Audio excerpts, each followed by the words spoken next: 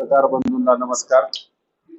जसं आपल्या सर्वांना माहितच आहे की मागील 3 दिवसापासून आपल्या बारामती नगर परिषदेचे नगरसेवक, आमच्या पक्षाचे नगरसेवक श्री किसन वासाळ यांच्या एका खासगी फोन कॉल मध्ये आदरणीय दादांबद्दलच कुठेतरी चुकीची भाषा किंवा एकेरी बोलणं आणि अतिशय राग किंवा संताप येईल अशा प्रकारचं वक्तव्य करणं याबाबतच तो कॉल रेकॉर्ड समोर आला होता.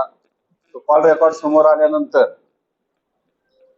सदर नगरसेवकाचा एक पक्ष अध्यक्ष म्हणून किंवा एक पक्ष संघटना म्हणून आम्ही मागील 2-3 दिवसापासून राजीनामाच झाला पाहिजे याकरता प्रयत्न करत आहोत. आज रोजी आम्ही प्रयत्न करत आहोत.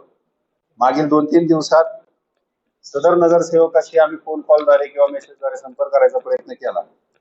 तो करत असताना सुरुवातीला सदर नगरसेवकाने आम्हाला भेटायचं वचन दिलं होतं 2 दिवसापूर्वी, परंतु भेट झाली नाही.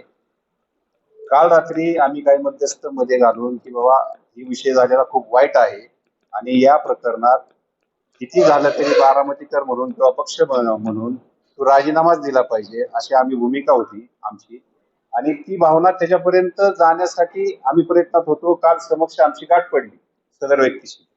गाठ पडल्यानंतर पक्षीय भूमिकेतून एक शहराध्यक्ष म्हणून मी सदर नगरसेवकांना स्पष्टपणे सांगितलं की तुम्हाला राजीनामाच द्यावा लागेल.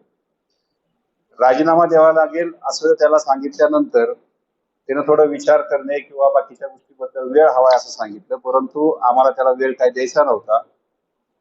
या गोष्टीबद्दल राजीनामा घेण्याबद्दल काही तांत्रिक गोष्टी आहेत की ज्या त्या सदर व्यक्तीने स्वतः पूर्ण करणे गरजेचं असतं. पक्षाला काही बंधनं येतात, विशिष्ट प्रक्रिया असते, कायदेशीर बंधनं असतात. त्याच्यामुळं आम्ही मागच्या 2-3 दिवसात असा प्रयत्न करत होतो की सदर व्यक्तीने जर त्या व्यक्तीचं खरंच दादांवर प्रेम असेल आणि त्याने कुठेतरी नशे किंवा वेगळ्या ह्याच्यात तसा काय प्रकार केला असेल तर ते राजीनामा देऊन त्याच्यानंतर त्याबद्दलची भूमिका व्यक्त करावी असं आमचं मत होतं, परंतु तसं काही झालेलं नाहीये. आज रोजी आम्ही त्याचा राजीनामा घ्यायचा प्रयत्न करत आहोत. पक्ष संघटना म्हणून मागच्या 2 दिवसात आम्ही जे काय केलं ते आम्हाला माहिती आहे, परंतु आज रोजी तुम्हाला पत्रकार बांधवांना इथे बोलवायचं खरं कारण असे की नकळतपणे अजित दादांबद्दल बारामतीकर असू द्यात, मी स्वतः शहराध्यक्ष म्हणून असू द्यात किंवा कोणी व्यक्ती असू द्यात, एक लोकनेता म्हणून त्यांच्याबद्दल अतिशय प्रेम आहे. अशा वेळी पक्षातलाच नगरसेवक ज्यावेळी अशा प्रकारची बेताल वक्तव्य करतो, अतिशय चुकीची वक्तव्य करतो, त्यावेळेस अशा प्रकारच्या वृत्तीवर अतिशय कडक कारवाई झाली पाहिजे अशी जनमानसाची भावना आहे आणि ती काही चुकीची नाही. अशा वेळी कडक कारवाई झालीच पाहिजे. परंतु आज रोजी पक्षीय भूमिकेतनं तुम्हाला सांगू इच्छितो की आमची भूमिका अशी आहे की सदर नगरसेवकाचा राजीनामा होणं शहराध्यक्ष म्हणून मला असं वाटतं खूप गरजेचं आहे.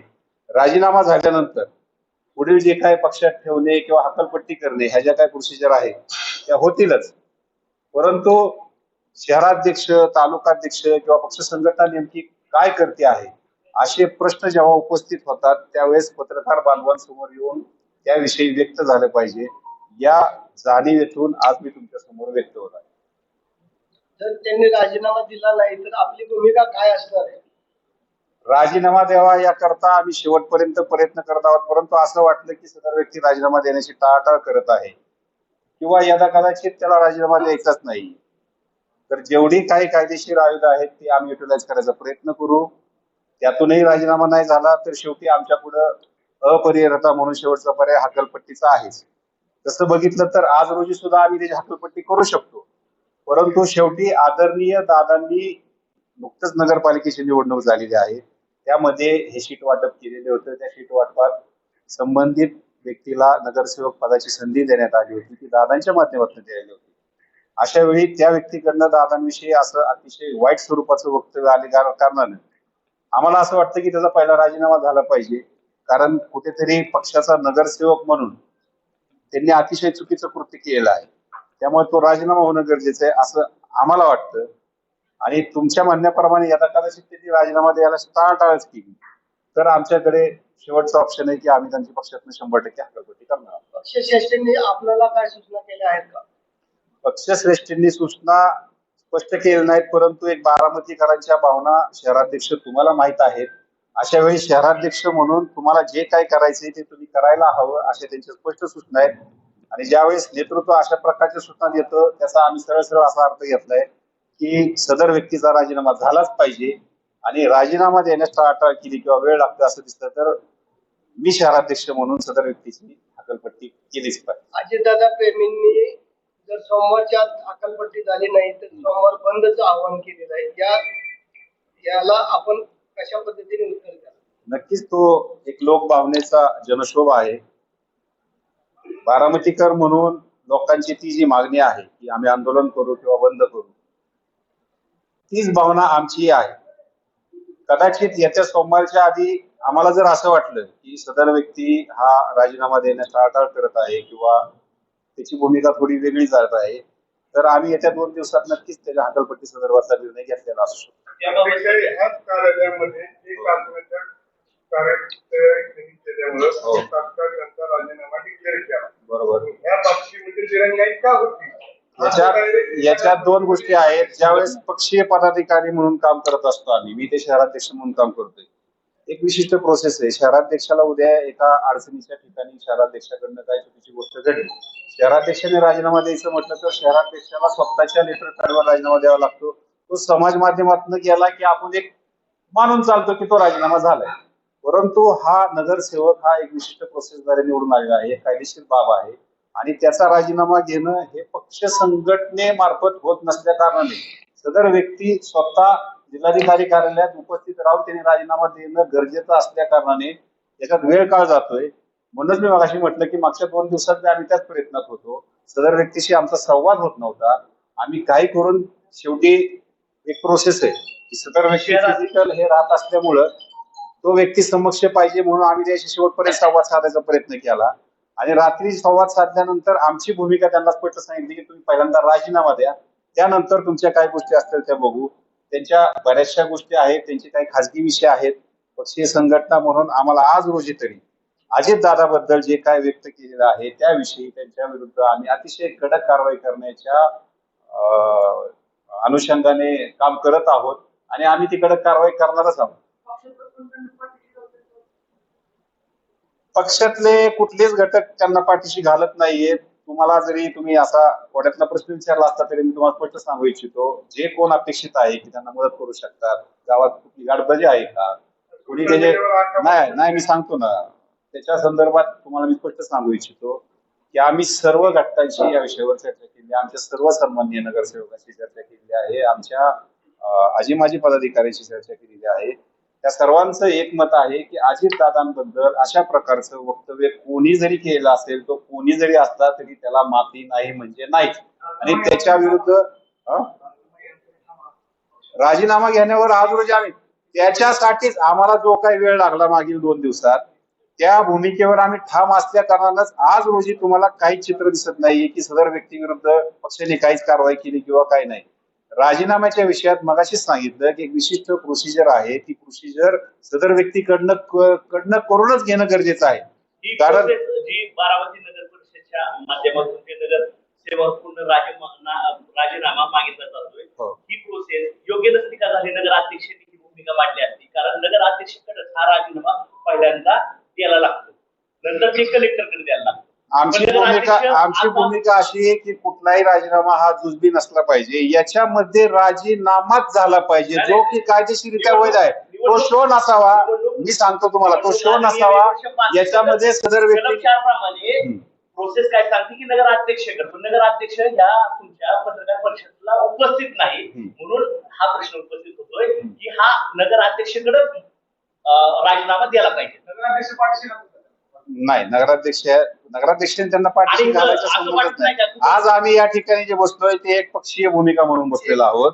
अशा वेळी नगराध्यक्ष देखील पक्षाचेच आहेत. ओबीसी नगराध्यक्ष, शहराध्यक्ष, ओबीसी आणि ओपन हा कुठे तर पक्षांतर्गत कुठे लढा तर चालू झाला? अजिबात नाहीये. सदर व्यक्तीने त्या विषयाला जातीवादाचा रंग द्यायचा प्रयत्न केला आणि तो अतिशय चुकीचा आहे. त्याही गोष्टीचा आम्ही निषेध करतो. राष्ट्रवादी काँग्रेस हा सर्व जात, सर्व धर्म, सर्व सगळ्या घटकांना एक साथ घेऊन जाणारा आहे. ज्याची जशी क्वालिटी आहे तसं त्याला स्थान मिळतं पक्षात.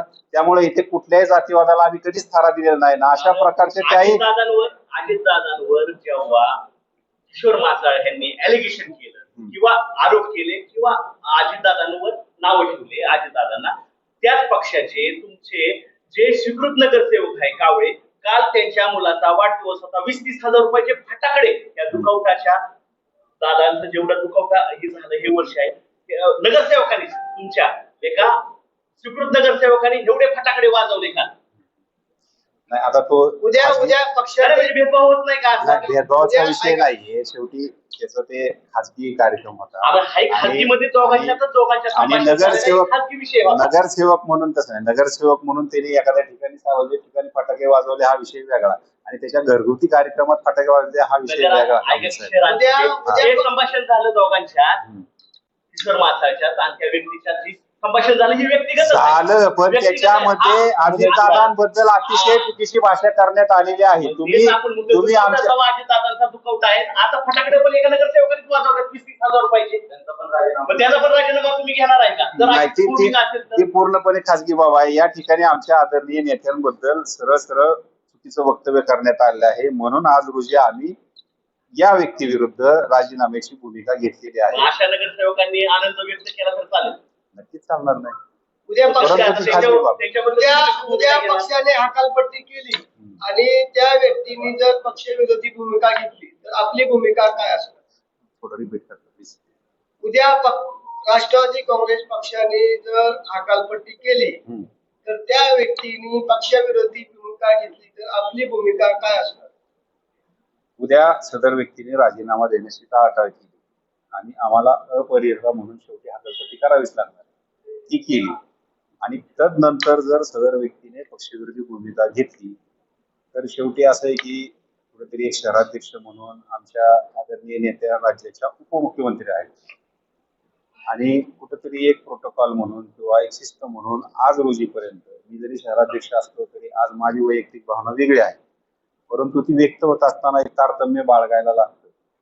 उद्या जर त्या घटकाविरुद्ध काही जनशोध झाला किंवा काय झाला तर त्याला पक्ष म्हणून किंवा हे म्हणून त्याला आम्ही जबाबदार असणार नाही. त्या कारण व्यक्तीच्या शेवटी विरोधात हा अर्ज कधीपासून आलाय, जो म्हणजे जी घटना झाली हा त्या विरोधात अर्ज कधीपासून आलाय? कशा प्रकारे